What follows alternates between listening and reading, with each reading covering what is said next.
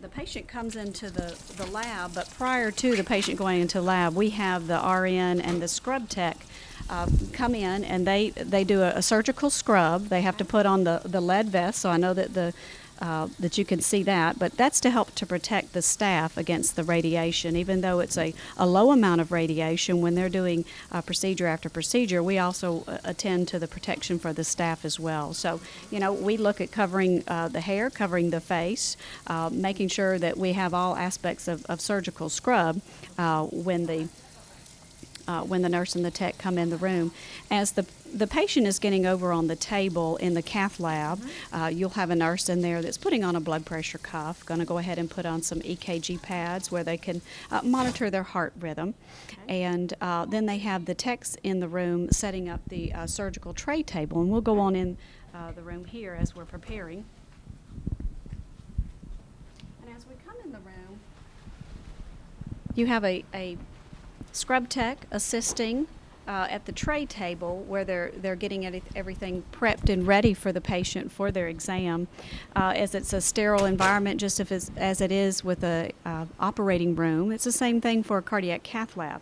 Now we have as a scrub tech and a radiology technologist, and we also have a registered nurse that assists the physician on their procedures. So we wear the sterile gowns, they wear sterile gloves, they come in and set up a tray table with all the implements that the physician is going to need during the exam.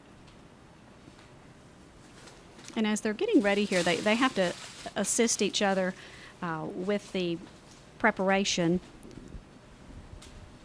There are items that they put on the tray table that help the physician do the procedure, and there's a certain order in which the items need to be placed on the table. As they get ready, they open catheters. The catheters are little plastic flexible tubes that the physician will use to angle around the openings of the heart arteries, and that's what they inject the dye through in order to be able to see if the patient has any blockage into their artery. The scrub tech also pulls up medication in their syringes. They also label as they do their work, because we want to make sure that we have the right medication and the right fluid in the right containers. Okay. And during this part, the nurse across the exam table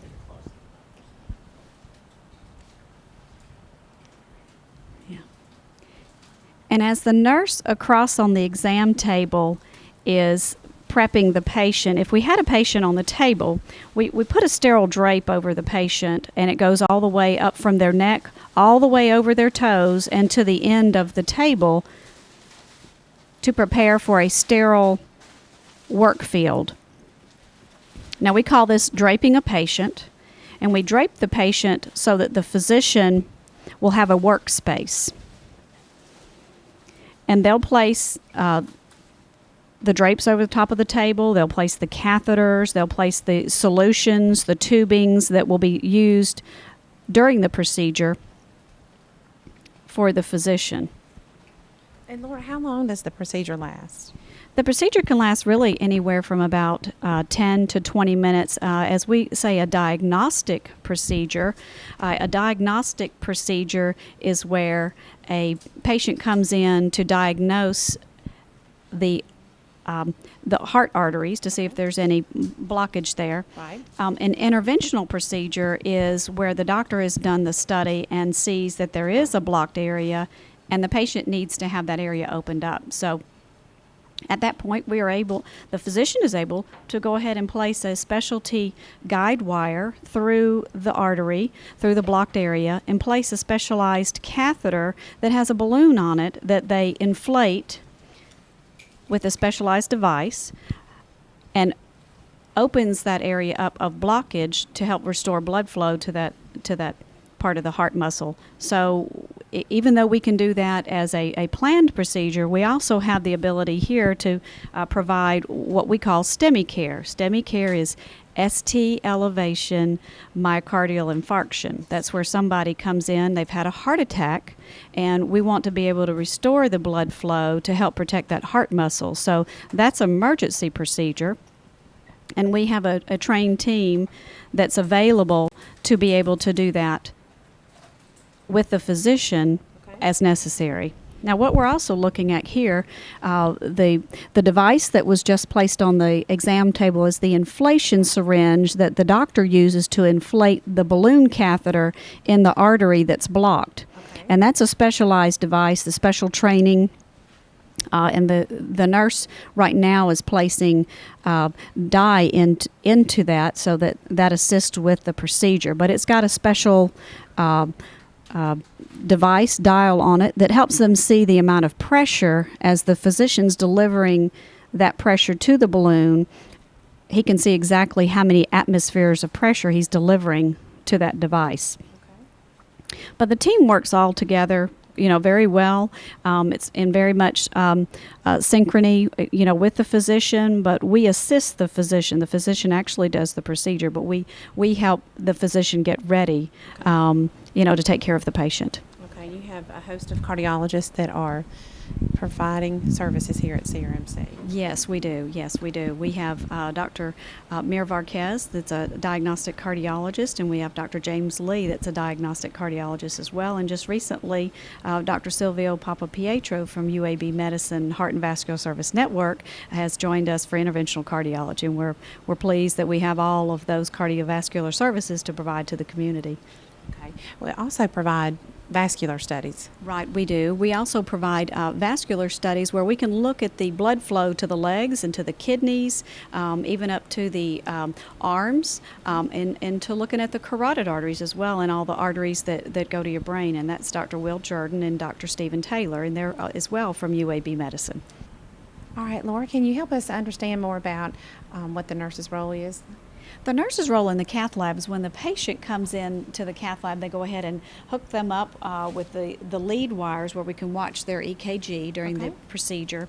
And then they also put a blood pressure cuff on the patient. We can monitor their blood pressure, look at their oxygen content, and they place a little device on the patient's finger where we can see how well they're breathing during the exam. Now, the nurse also, on the physician's order, administers medication. Maybe it's a relaxation medicine they'll give them, but maybe if it's medications to help the blood pressure, help their heart rate, we can certainly give those. If it's medications that they need to give through their IV to help blood products within your body can be sticky sometimes. So the platelets, we want them to not clot together while we're doing these procedures. So there's specialized medicine that the physicians will order that the nurse give to the patient, but the nurse is in full care of monitoring the patient during the exam and reporting back to the doctor if there are issues where the patient needs to be addressed.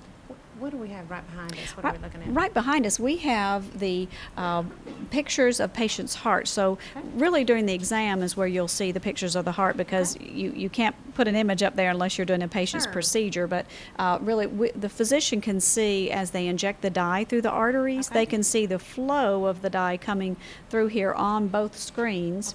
And if necessary, they can do a still shot on one screen and do active shot while they run the dye through on the other screen. And the top screen up here is where the nurses monitor the patient's blood pressure, oxygen rate, and their oxygen content during the procedure. And all throughout the procedure, we get different waveforms at different parts. So if we're going into different chambers of the heart, then we can get different measurements at different levels within the heart. Okay. Well, as we close our segment today, is there anything else that you would like to add about the heart care services here at CRMC? Well, we're just, really pleased to be able to provide to the community the early assessment of a heart attack without in the community with the Cullman Emergency Medical Services and their training with the 12-lead recognition to determine if a patient's having a heart attack. So early recognition allows for us to call the STEMI team at a moment's notice and have that team on their way to the hospital and hopefully be here and be ready for the patient when they come into the emergency department to go ahead and provide that procedure to do the heart cath and open up that vessel that has blockage. So it's been a process of all training through the emergency department, the emergency medical service and the Cath Lab team, and with the oversight of the interventional cardiologist and the entire STEMI team, our other cardiologists as well. So it's been a full process, and we're very pleased to be able to provide that to the community. And if somebody would like more information about the new cardiology clinic or Dr. Papa, how can they get in touch with them? They can call the cardiology clinic at 256-737-2095. Okay. And the new clinic is located here on the main floor of the hospital, just around the corner here from the cardiovascular services. Yes, it is. Okay. Well, thank you for coming on our program today. And again, thank you for tuning into this HealthFirst program. If you have any questions about anything that you've seen today, please feel free to call us again at 256-737-2095. Again, thank you for tuning into this HealthFirst program.